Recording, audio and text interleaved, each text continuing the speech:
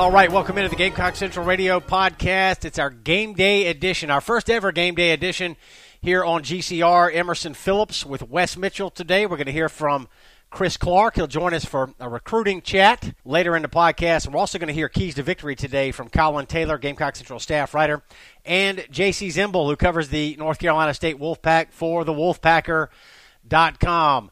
Wes, great to be with you today, man. The talking season has labored on this summer, but we're finally able to talk about football on game day. Yeah, I mean, talking season, I got to admit, got a little bit long there, but I'm happy to be talking on a game day. Anytime you got ESPN, college game day on TV, I start to get happy, man. I know they had a little special edition on Thursday, but when it's on a Saturday, to me, that's sort of just my official cue that we're here, we're talking Gamecocks, and obviously we've been talking about Gamecocks themselves all off season. Then we have got to talk about this game a little bit for the last few weeks. I'm excited for us to actually be able to soon, Emerson, talk about a product on the field, start to answer some questions, and then we'll all get to overreact on Sunday and Monday about what we saw today. So I'm really looking forward to overreacting to what South Carolina does on the field. Yeah, that'll be fun for sure. You know, we had Colorado State and Oregon State last weekend, and that was nice, to have a regular season football game on TV, and then, some Thursday and Friday night games this weekend, but it's really not fully college football season until that first full slate Saturday of the year, and it's finally here. Yeah, it is. It's a decent slate, man. I sort of look at my Saturdays based on sort of the noon slot. Then you sort of have that 3 o'clock, 3:30 slot, and then you have the primetime slot. And I'm always looking for what's the best game or combinations of games that I can find, during those three slots. So this week they did pretty well for us, I think. Obviously, everybody listening to this is going to be watching South Carolina and NC State at 3 o'clock on ESPN, also on the WatchESPN.com app. But I think I was looking, maybe North Carolina and Cal might be your best sort of nooner slot. I think that game is at 12:20. Not a great game by any means, but it'll get the job done while you're maybe eating or putting the finishing touches on some wings or something. Then I think you have a strange game with Maryland going to Texas at noon as well. That's Tom Herman's first game at Texas. And then obviously, I don't think people will be watching Michigan, Florida, because they'll be watching Carolina if they're listening to us on this podcast. But then after the Gamecocks game, you have what some Emerson are calling the sort of opener of the century with Florida State and Alabama at that brand new, beautiful facility in Atlanta. So I'm excited, man, not just about Carolina, but it should be a great game or a great day of football all the way around. Yeah, you're talking about Texas. Texas is ranked this year. I was a little bit surprised to see that, but I know folks love Tom Herman, and Texas obviously has got a long tradition. And, Charlie Strong may have left some good talent there, but I was surprised to see Texas got ranked this year, number 23, I believe they were ranked. So we got a lot to come here on NC State, South Carolina, the season opener for both ball clubs. And also today, Wes, we're going to hear from the Gamecock Central hotline. We got this new phone number set up where our listeners can call in, leave a voicemail, and we're going to play select ones on our Game Day podcast. So we got one call this week, Wes. It's a brand new hotline, and we did get one call. So we're going to hear from our caller later in the podcast today. You'll answer the question, and we want to encourage people to take advantage of the hotline. Give us a call. You can call any time of day throughout the week, and we'll put your voice on the podcast for the Game Day show that we're doing all season long here on Gamecock Central Radio. Let me give out the phone number. It's 803-497-9058. That's 803-497-9058. The Gamecock Central hotline is open 24/7, and we want to encourage folks to be a part of the show, Wes, and to take advantage of that phone number. Yeah, and I'm excited, man. I think any way we can make the show more interactive, I am definitely for. So I'm excited for that. Opportunities to sort of take some calls, and I hope that as it goes along, I'm sure that more and more people are going to want us to join us, especially the folks there on our Gamecock Central premium message board, the Insider Forum.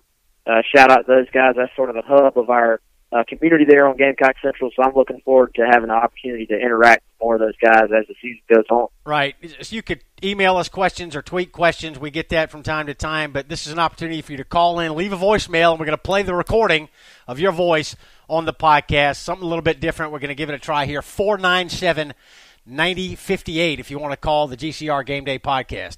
All right, Wes, let's talk South Carolina and NC State here. A lot of talking points, a lot of angles, a lot of storylines coming into this ball game. You know, the Gamecocks are obviously, we believe, deep on talent at the skill positions this year, Wes. And I heard you on 107.5 The Game earlier this week talking about exactly that. You know, if there's one area that you feel most comfortable about with the Gamecock football team, is probably depth of talent, quality talent at the skill positions on offense. Receiver is deep. Tight end is incredibly solid and deep.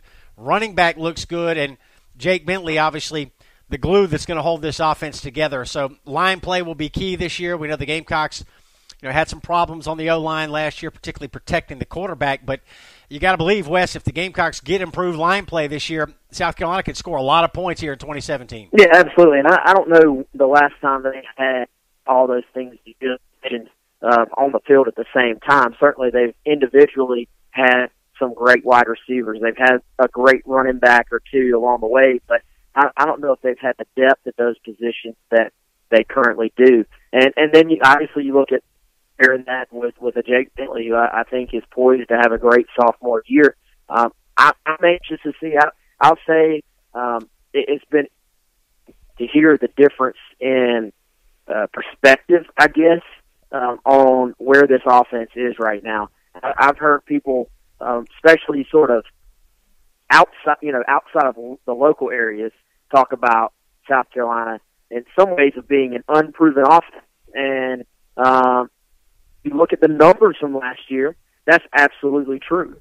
And then I've heard people around here locally talk about South Carolina's offense as a proven offense, because you start to look at all these pieces they have on paper. And I think Lou Holtz used to say that the truth normally resides somewhere in the middle. And I think it's going to be important for fans watching this game not to expect too much too quick from the offense. There's still going to be growing pains, I think. It's going to take a little bit of time for all this to come together. And as we've said all year long, offensive line, offensive line, offensive line. They're going to live and die with the offensive line.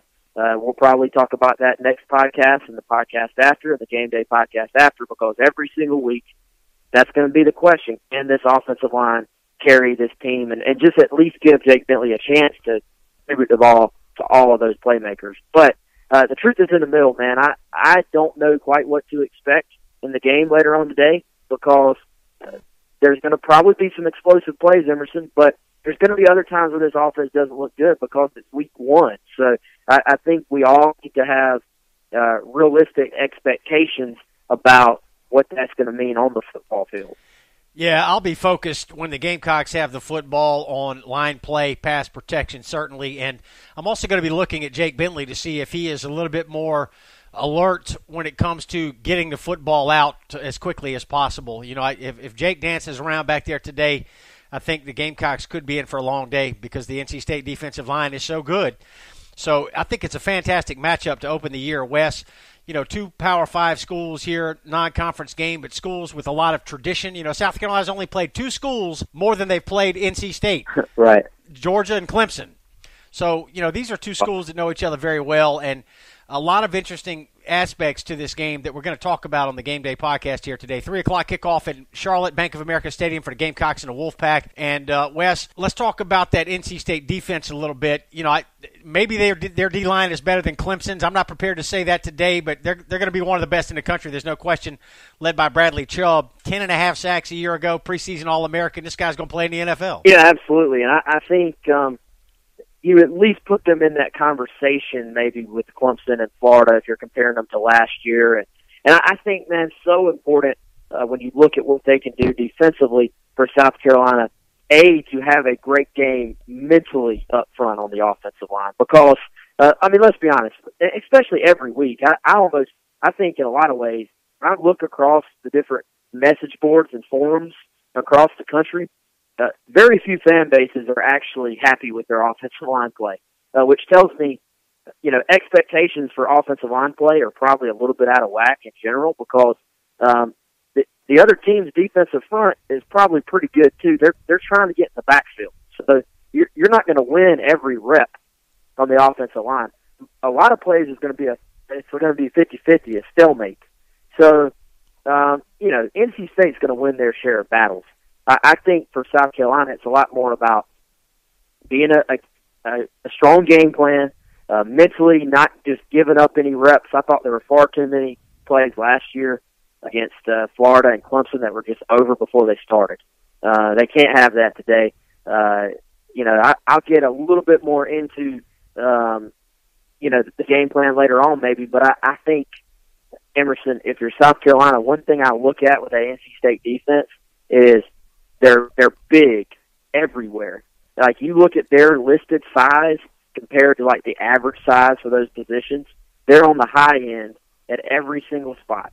So if I'm South Carolina and I know that, I'm thinking you're going to have to run this NC State team to death. Not necessarily with the running game, but I think, even the horizontal passes, the screen game, receivers, make those NC State defensive linemen chase sideline to sideline, make them defend the entire field, and then ultimately I think you're going to have to wear them down and wear them out.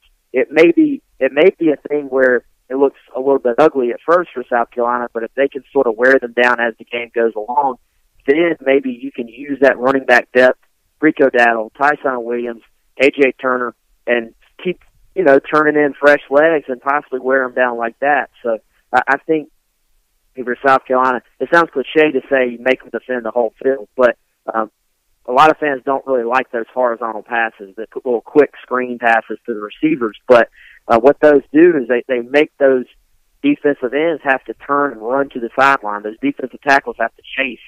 So when you're looking at a team that's just very, very big all the way around and has very little depth in the secondary, I think the more you can make those guys pursue, the better off you're going to be in the long run. NC State's a 5-point favorite today. Wes, to me, that battle between the Gamecock offense and the NC State defense is the one to watch and will probably be the number one determining factor in the outcome of this game today. Carolina did not protect the passer well last year, and NC State got tremendous pressure on opposing quarterbacks. So you look at that on paper and you say, advantage NC State. I think that's a big part of the reason why NC State is favored in this ball game.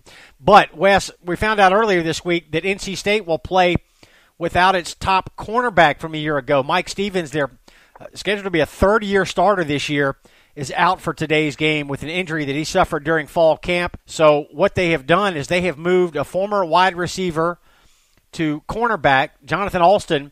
He played safety in high school, but this guy's a senior now. That was 4 years ago, so he has not played on defense in college. He has not started a game, and he's going to get the start today against the Gamecocks. So, Wes, if South Carolina can keep Bentley clean today, you got to believe that they're going to find out if Jonathan Alston is ready to play cornerback at the Division I level. Yeah, I think they're going to have to attack those cornerbacks. And, on the other side, you're going to have a familiar name in Nick McLeod from South Point in Rock Hill, obviously. Someone that South Carolina's previous staff flirted with quite a bit in the recruiting process and ultimately decided not to offer. If they had offered, Nick McLeod would be at South Carolina right now. So I think you look at that secondary. They also lost their best safety from last year to the NFL. And this is a group that I think not only has some question marks as their starters, but also is pretty thin. So, if you start, again, wearing them down, I watched that Indiana-Ohio State game on Thursday night, and Indiana was able, in the first half, to basically neutralize Ohio State's pass rush by getting the ball out quick, and they clearly thought they had a matchup advantage on the perimeter with their receivers against Ohio State's corners. And, it wasn't even necessarily short passes. If you have a guy who can get off the line of scrimmage, you can throw the ball downfield with quickness if you're throwing fade routes and stuff like that. So, I thought Indiana had a great game plan early on. It looked like they probably wanted to loosen up Ohio State and then maybe be able to come back and hit them with the run later on. But that basically never happened. They were never able to sort of loosen them up enough to be able to run the football. So the game plan didn't 60 minutes. But if you're South Carolina, what they were able to do early on, I think is probably blueprint. You want to be able to loosen them up, and then come back and probably hit them with that three-headed monster at running back and keep those guys with fresh legs. So that, to me, the South Carolina offensive line against NC State's D-line, probably the biggest mismatch pointing towards NC State's side. But then South Carolina's receivers and tight ends, with NC State's secondary trying to cover them, probably the biggest mismatch in South Carolina's favor. The funny thing about those two things is that they go hand in hand.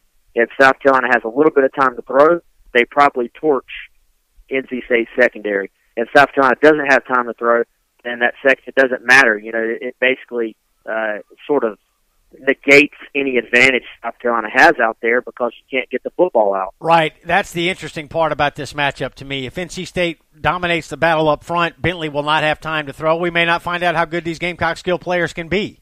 But if Bentley gets time, you got to believe that South Carolina is going to be able to hurt that NC State secondary that does not have a lot of experience, and they don't have a lot of depth right now either. Only 5 healthy DBs for NC State coming into this ball game. So that's a really interesting aspect of this game to me. All right, Wes, let's take a look at the other matchup that we'll be focusing on today, and that'll be the North Carolina State offense against the Gamecock defense. And, NC State lost their 1,100-yard rusher, Matt Days, to the NFL. He was the 7th-round pick of the Cleveland Browns, and Days apparently is competing for that starting job with the Browns, but he was a real factor in the NC State offense a year ago. They do have some very good skill players returning, but Days was a major impact player a year ago. So a little bit of a question for NC State's, regarding how consistently they're going to be able to run the football. But they know the Gamecocks had trouble stopping the run last year, Wes, and I think NC State comes in trying to run the football today. Yeah, and I think you look at their running game last year and what they lost there, and that kid was sort of the focal point of their offense. Yep. And obviously anytime you lose that, I think he was what would you say? Almost kind of like their safety blanket. Like he was the guy that if you didn't know what else to do, if you went in doubt, give the ball to him. And he ran hard for them. He sort of brought energy, and now that's not there. Now they're going to slide Naheem Hines to the running back position. He was more of a slot guy last year. Did play some running back, but he was a full-time running back. Completely different type of runner. Speed guy, can kind of hide behind the line, sort of busts out and makes plays for them that way. I'm very, very curious to see how he looks going up against the SEC type defense and against the size South Carolina will have up front. I starting to look around. I think a guy nobody from the South Carolina side is really talking about is Reggie Gillespie II. He's sort of their bigger bruiser. Not the starter at running back, but is someone that I think is going to have a big year for NC State in the running game because, to me, the sort of scat back, all-purpose type backs can be hit or miss. A lot of times they'll get their yard big plays, but then you have to throw in a few -1, -1, no gains in there as well. So it's not as easy to sort of duplicate success play after play. And then to talk about NC State, we have to mention Jalen Samuels, number 1. This kid is dynamic. He's called an H-back in their offense, but he's kind of a tight end, kind of a receiver, plays some running back. They'll hit him on the jet sweep. He'll block out front of the running backs as well. This guy does it all, and I tell you what, man, if it's 3rd and 1 and I'm NC State, I'm handing the ball to Jalen Samuels. Forget those other running backs. I'm giving the ball to this guy. So that's not something I've necessarily read a lot about, but that's something I would be aware of for South Carolina. Yeah, Samuels ran for 7 touchdowns last year. He caught 6 TDs. They line him up all over the field. Really interesting player. H-back, as you mentioned, and a senior. And their quarterback is Ryan Finley. Wes, over 3,000 passing yards a year ago, 18 TDs and 8 interceptions, kind of characterized as a manager of the football game. And he distributes the ball nicely to these skill players that we're talking about here. And the featured running back, we believe, is going to be Naheem Hines, who played slot receiver last year. this guy is an all-American sprinter. You know, he's a track star, and he's got incredible speed, so he could present a matchup problem for the Gamecocks. You know, if a linebacker ends up in coverage on Nyheim Hines, a half a step's all he's going to need to take it to the house. So certainly some dangerous weapons for NC State that the Gamecocks need to be leery of today. Yeah, it'll be interesting to see what they try to do with those matchups because, like you said, they're going to try to get their speed matched up, with linebackers and coverage and one-on-one. And I think when I watched a few of NC State's games from last year, if I looked at their scheme, it's not that they do anything incredibly unique or even particularly difficult to defend as a concept, but they do it out of so many different looks. Like they're going to be in shotgun, they're going to be in the pistol, they're going to be under center, they're going to be in the wildcat. They'll give you a second quarterback in Jalen McClendon, who's more of a runner. They're going to be in two tight ends sometimes. They'll be in trips sometimes. Like they're going to motion. They're going to motion their running back out of the backfield a lot. They're going to do a little bit of everything to keep you mentally having to think. And I think that's what stands out. Then you look at Ryan Finley, the quarterback, like you mentioned. He sort of gets that game manager marker to his name, which is sort of a low-key insult, I always feel like. When you call a quarterback a game manager, you're basically insulting them, I feel like. And, like, he is a game manager, but I feel like he's a very good game manager. He appears to me, especially the games I watch later in the year, he appears to know exactly where the football is supposed to go. And they, a lot of times, it seems like it's an easy read. It's sort of set up to where he knows where the ball is going before the ball is snapped. They're going to do what I think South Carolina's going to have to do: get the ball out quick. He'll distribute the ball around. He's actually got a pretty big arm. He's actually more fleet of foot than I think than people give him credit for. So he's a guy who can play the game at a high level.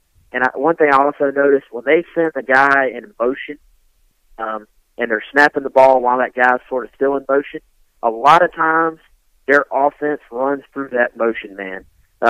Whoever he is, if you're watching for where you think the ball might go, watch him because their offense is based around that. They love to do that little motion play where the running back motions immediately parallel out of the backfield, and they snap the ball while he's still running, and they'll just swing it out to him.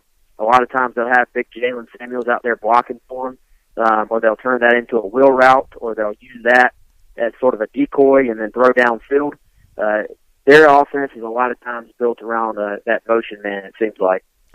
Wes, the Gamecock defense, obviously the pass rush has been poor, frankly, the last 3 years.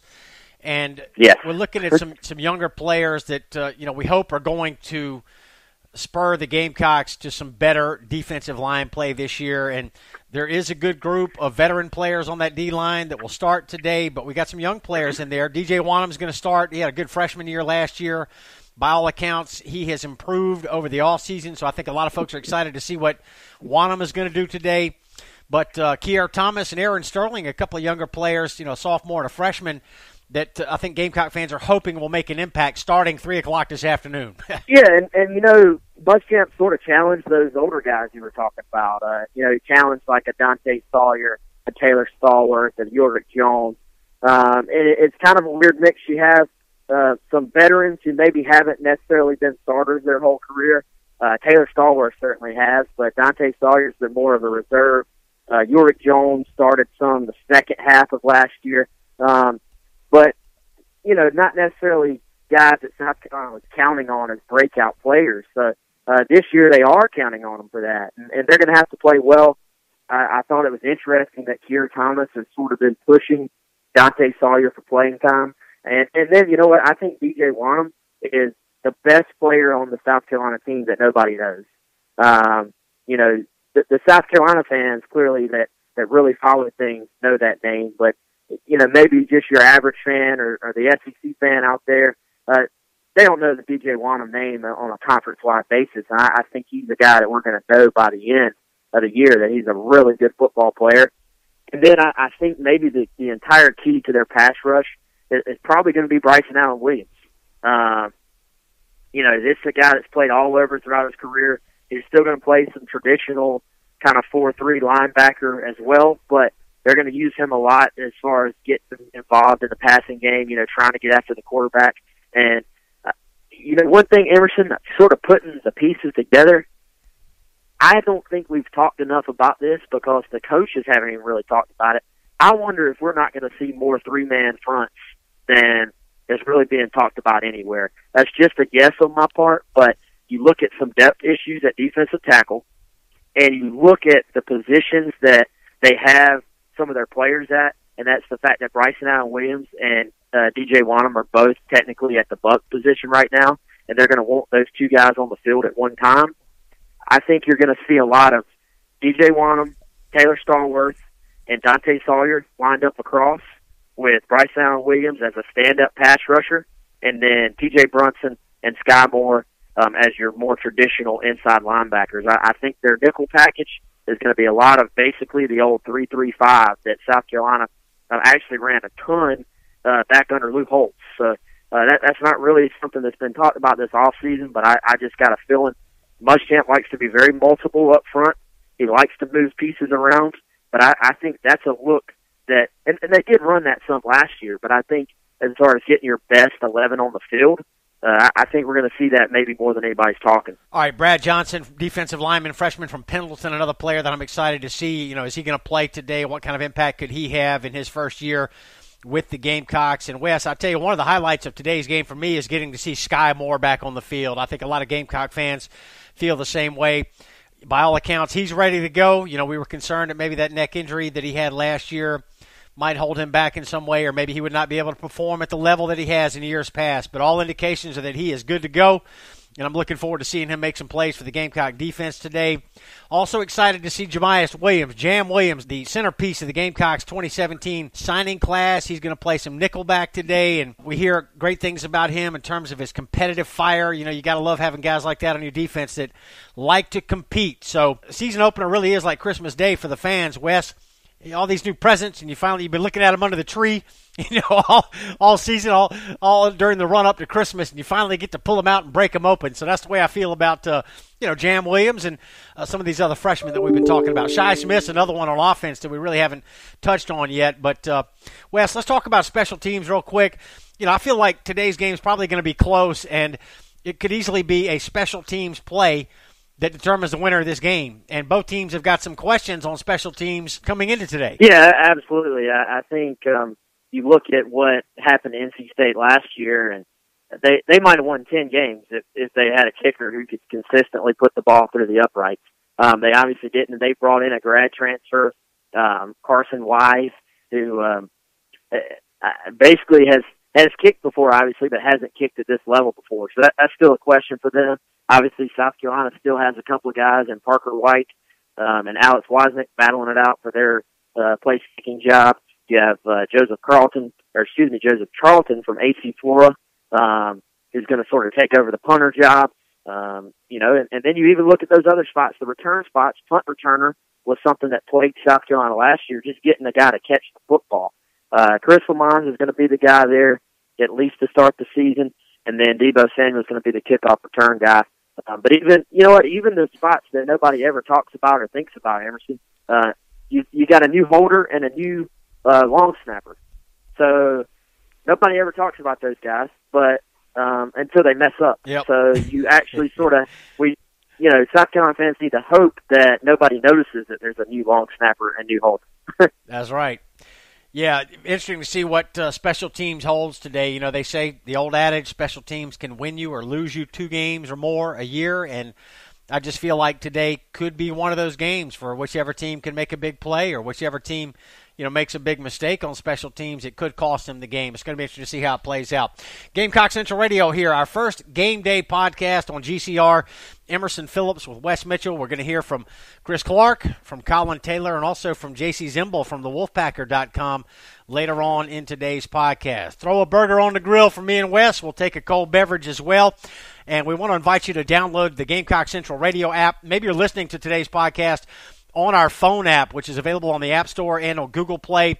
You can subscribe to our podcast, search for Gamecock Central Radio on iTunes, SoundCloud, and other popular services, or just visit radio.GamecockCentral.com. Wes, I've got the phone app, and it's 2 taps, and I'm listening to our latest podcast. You hit the GCR app, it opens up, and then you see the list of podcasts. You just hit play on the one you want to hear, and it's 2 taps, and you're listening. I love it. It's real easy. So check out the Gamecock Central radio app if you have not already done so. And speaking of new features, Wes, we talked earlier today about the Gamecock Central hotline that you just set up. This is a brand new feature here for Gamecock Central and Gamecock Central Radio. I'm going to give out the phone number again here. We really want to encourage our listeners to call in and be a part of the show. We're going to be doing the Game Day podcast all season long. And, again, the Gamecock Central hotline is open for you 24/7. If you have a question for Wes, you can call in, leave us a voicemail on the phone number that I'm about to give you, and we'll play your voice, your recording, the recording of your voice on the Game Day podcast that week. The number is 803-497-9058. It's 803-497-9058. And, Wes, we got one phone call this week. We're going to drop it in right here. We're going to hear from Chris. Chris has a question for you on the Gamecock Central hotline. Thanks for taking my call, guys. My question is about our special teams unit. I know Elliott Fry was one of our better kickers in Gamecocks for the past several years. But I was curious who you thought maybe would get the job, and is our kicking game is a concern. I appreciate you taking my call. Love the podcast. Yeah, Emerson, I believe that was my good buddy Chris Payne. We obviously appreciate the call from Chris, and I hope we'll hear from some other guys next week on our hotline. But yeah, good question. Special teams, obviously, I think like we were talking about a few minutes ago, going to be very, very key in this game. And as far as the kickers go, I don't have a feel necessarily who's going to ultimately win that job, Chris. I think that Wozniak sort of entered camp as the guy, and then Parker White just has pushed into that mix and done a great job. Parker White's going to be the kickoff guy. I get the impression maybe we see Wozniak on shorter field goals early on. Maybe we see Parker White on longer field goals. That's something I've sort of alluded to, that they might have different roles as far as when they trot them out there. And then I think that's something that's going to sort of play out during the season. Whoever performs the best will be the guy. But no doubt that's probably one of the top concerns for me is that position, because when you talk about hitting a pressure kick, it's much more about mental than it is about the physical. These guys physically can kick the football, Emerson, but look across college football every single season and every single week. Even in the NFL, but it's not quite as bad. How many games are won and lost because a kicker either knocks it through or doesn't knock it through the upright? Yep. It's every week. So South Carolina had a guy in Elliott Fry who was very, very good. It's a big question mark, and frankly, I think if you were going to list concerns for this team, that would be on my list. Yeah, you got to be able to get 3, don't you? Just look at NC State. You mentioned earlier they could have won, maybe 9 or 10 games last year had they been able to have some success consistently with their place kicker, but they did not. They lost a Clemson game up in Death Valley last year, a game they should have won. They had a 33-yard field goal to beat Clemson on the road last year and pushed it wide right, and Clemson beat them in overtime, went on to win a national championship, much to the chagrin of a lot of folks listening today. So thanks for the call, Chris. 497-9058. The area code is 803-497-9058. You want to be a part of the Gamecock Central Game Day podcast, call the GCR hotline, 497-9058. We'll put you on the show next week. Good thing we got there, Wes. A brand new feature here. We hope our listeners will call in and be a part of our Game Day podcast. Man, that's fun. Yeah, I love it. Like you said, they can still hit us on Twitter at Gamecock Central. We'll do our best to get to those, but actually sometimes with all the notifications, miss those on Twitter. So, and we want to hear their voices too, man. So this actually, one of our posters, Emerson, had asked how they could call into the show. They wanted us to do a live one so they could call in, and I said, well, I've seen other podcasts do this, in other subjects. So I said, let's set it up and do it. So hopefully our fans will like that. All right, very good. 497-9058. Take advantage. You can call in anytime. Again, 24/7. Nobody's going to answer. You just call in. You get a voicemail. You leave us a message, and we'll put you on the podcast. Let's go ahead and turn our attention to keys to victory today, and we've got Collyn Taylor, staff writer for Gamecock Central, who will provide us with his keys to victory for the Gamecocks. And then we're going to hear from Jacey Zembal, who does a fine job covering NC State for the Wolfpacker.com. They're part of the Rivals Network, and we got a good podcast up on Gamecock Central Radio this week with Jacey. He gave us a full scouting report on the Wolfpack earlier this week. So if you're interested to get more information on NC State, you can pull that podcast up today. Let's go ahead and listen in to Collyn Taylor. He's got our keys to victory for the Gamecocks. It's obviously a big opener for South Carolina. It's a tone setter. The season openers usually are. I think that South Carolina's really got to control the lines of scrimmage, both offensively and defensively. That NC State front seven is one of the best they're going to see all year. Veteran leadership. They got a lot of guys that can sack the quarterback, so that offensive line's got to be up to par to be able to open up running lanes and protect Jake Bentley. And they got to get pressure on the quarterback, and they got to get pressure to make sure that he can't get the ball. Some of those playmakers that NC State has and get them out. And NC State loves to play in space, and they got to pressure the quarterbacks and clog the running lane so that doesn't happen. The next one, I think that South Carolina's got to run the ball. They have three guys that the coaching staff thinks they can win with Rico Dowdle, Tyson Williams, and AJ Turner. And I think that if those guys can, each have 50, 60 yards.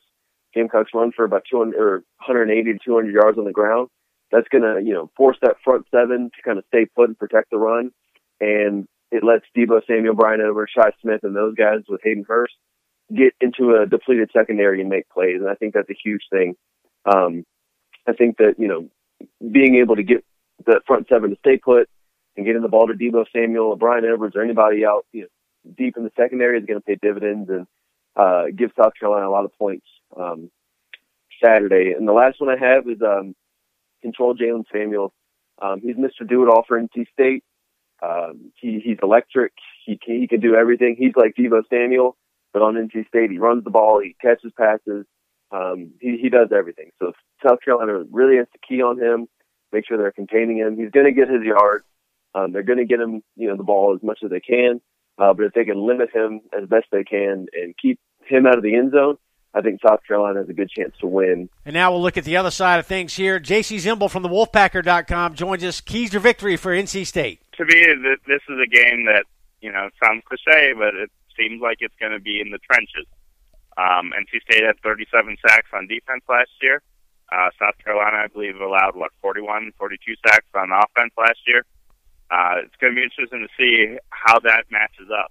Can NC State, with a somewhat veteran offensive line, mostly veteran offensive line, will they be able to get that tough 3rd and 2? Will they be able to run the ball and get that tough short yardage situation that extends the series and gives the defense a little bit of a break? And then conversely, will NC State be able to put enough pass rush pressure on South Carolina quarterback Jake Bentley to make up for the fact that they have a reworked secondary where 4 guys are back there with combined 2 starts in their career.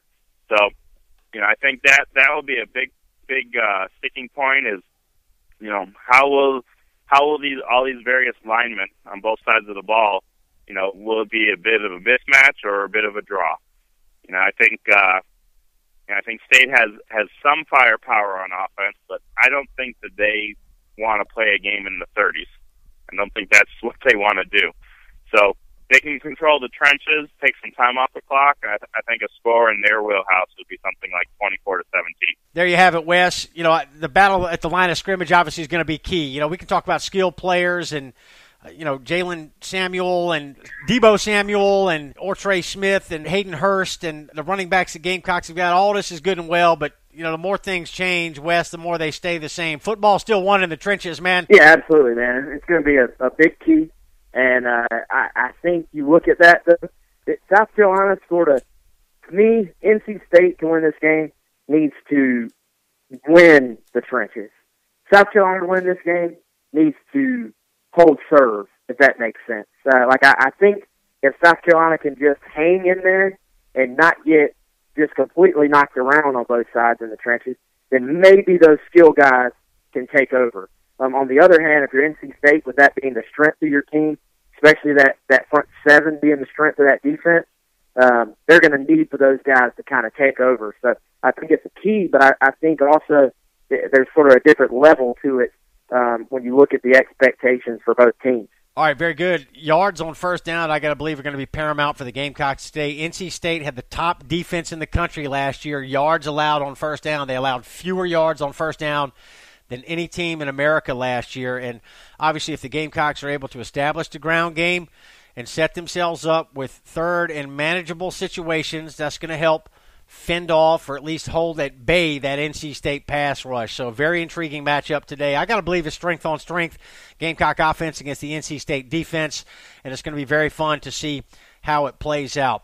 Wes, let's listen in to Chris Clark here. Chris is going to give us a recruiting perspective on today's game.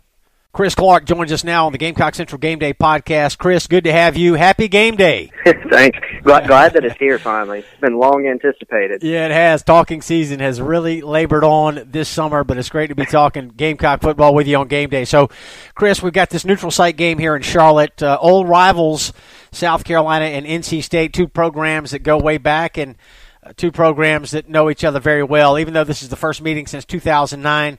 You know, the Gamecocks and Wolfpack run in the same recruiting circles, don't they, Chris? Wes and I were talking about this. You know, the Gamecocks have competed with NC State for recruits in recent years about as much as they've competed with Clemson. Is that fair to say? You know, I think it is because, you know, it's a point that we've made several times, not even bringing NC State into the equation, but Clemson and South Carolina don't compete as much as you would think for prospects. Yeah. One reason for that is just because with the state of South Carolina, there's never a recruiting cycle. Sometimes they're heavier than others in terms of being top heavy or deep with how many prospects that would be signable for either of those schools or for both of them. But there's not enough talent in the state of South Carolina year after year for both to pull from. For example, if Clemson and South Carolina were, say, in the state of California or Texas, you know, there would be a bigger body of schools to pick from. So, you know, those schools offer a lot of the same prospects, but in terms of just head-to-head battles, there are certainly some, and there have been some in this class and last class, but there aren't as many as you would think. And so with NC State, there are certainly some guys that they both offer, both pursue. Not a ton of head-to-head battles, but there are some. You know, Sherrod Green, a guy who's going to play for South Carolina a good bit this season, and he's going to see the field here on game day this afternoon. He's someone that NC State, you know, wanted badly in this class. There have been certainly some crossover recruiting battles there. Chris, tell us about some of the recruits that both schools are on. I understand that, you know, there will be some prospects at today's game. Tell us about who is visiting with each school and how exactly is that going to work? Well, we're going to have to wait to see some of the guys that can come. You know, there have been both schools. They get just to sort of tell everyone how it works is with these neutral site games. Tennessee and Virginia Tech did this with the Battle of Bristol last season. If both schools agree to it, then each school is given a small allotment of tickets that they can give to prospects. They are not allowed to visit with those prospects. For example, they can't go up and start talking to them and talking to their family on the field or inside the stadium anywhere. There's no recruiting contact allowed. So it's quite different from hosting a prospect on your own campus. All schools can really do is just provide the tickets so that prospects aren't paying on their own dime. And so if you're invited and you can make it, you can get those tickets. So, you know, still waiting to see, and we'll certainly know after the game who all was able to make it in. But there are a couple guys to watch. I mean, South Carolina, of course, invited several guys from the Tar Heel State to attend the game because that just makes sense. One of them is Rick Sandage from down the road in Concord. Now, NC State's offered him, but is not really a factor. South Carolina has a really good shot with him. Travion Freshwater, a 2019 defensive end who's a 4-star on Rivals.com is another one. There is one crossover target of note in this class, and that's Javon Gwynn, who's a guy from Harding Academy right there in Charlotte, a 4-star offensive lineman that both schools have been recruiting. And so he's a guy that really has gone back and forth between NC State and South Carolina. Really don't know how it's going to play out yet, but that's certainly probably the most compelling visitor in terms of just what this game could potentially mean to him. Chris, talk about the Charlotte area. You know, I just glancing at the NC State roster, I saw they got a couple players from Mallard Creek.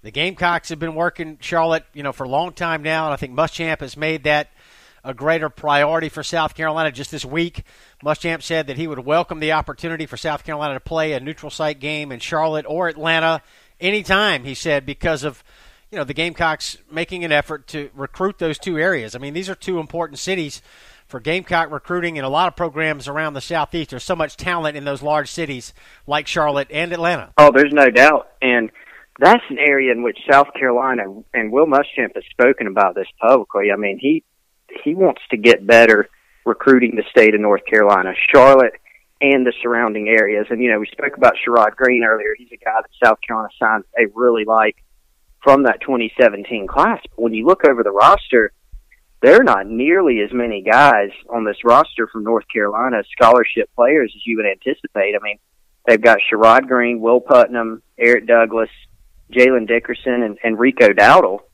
C.J. Freeman being another. And so there's not a lot of guys from North Carolina on this roster. And, I run through the names and you go, is that all? And that really is. So it's an area in which they want to get better.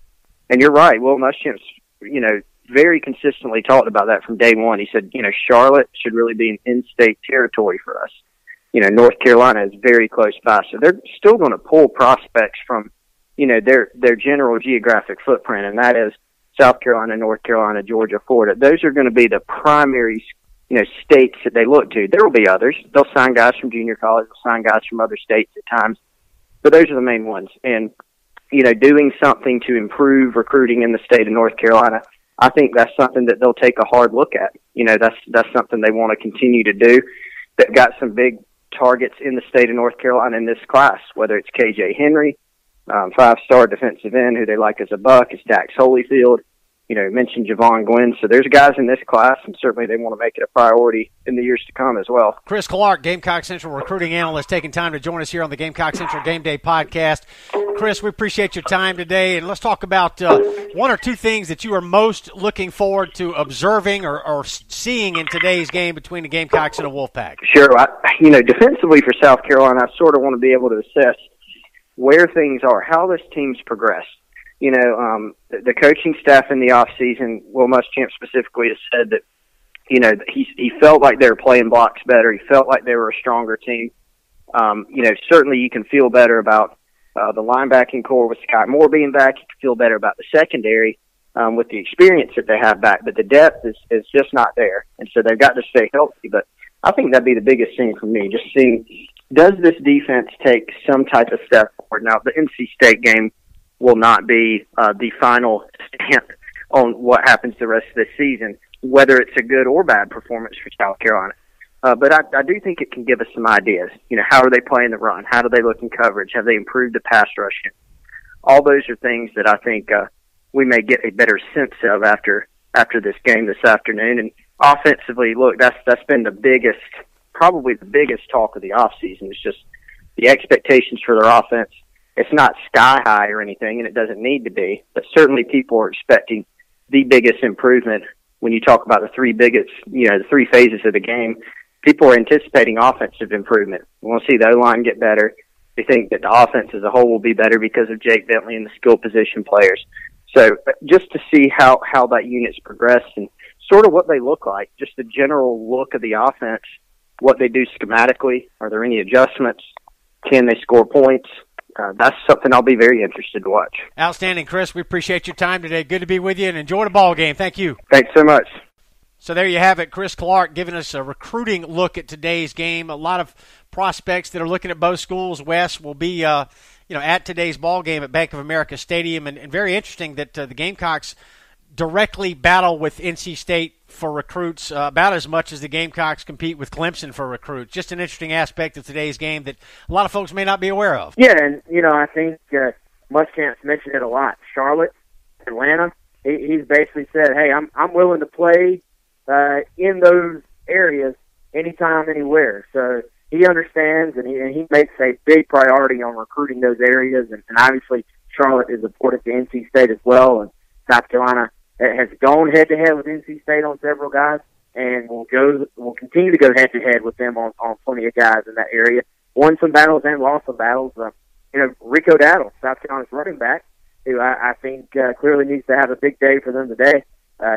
He was someone that NC State was very, very involved in, and actually, technically was an in-state guy for NC State, although he lived right on the border and is originally from Gaffney, so I always kind of considered him an in-state guy for South Carolina. But just the perfect example of a guy that South Carolina and NC State went head-to-head for. Yeah, Dave Doran, NC State head coach, talked about Dowdle earlier this week, and one of his press conferences said that NC State was very high on Rico Dowdle. They did go after him, but ultimately Dowdle is a Gamecock, and he figures to be a main player in today's ball game. So very interesting, the recruiting angle in today's game, sort of a sidebar to this season opener for 2017 for both South Carolina and NC State. And that's going to wrap it up, Wes, for our first ever Game Day podcast here on Gamecock Central Radio. Man, great to be with you today. Enjoy the ball game, Wes. Yeah, I hope everybody enjoyed it. I'm excited. Hope everybody, like you said, has something on the grill and something in their hand. And we'll be back on the Gamecock Central podcast to talk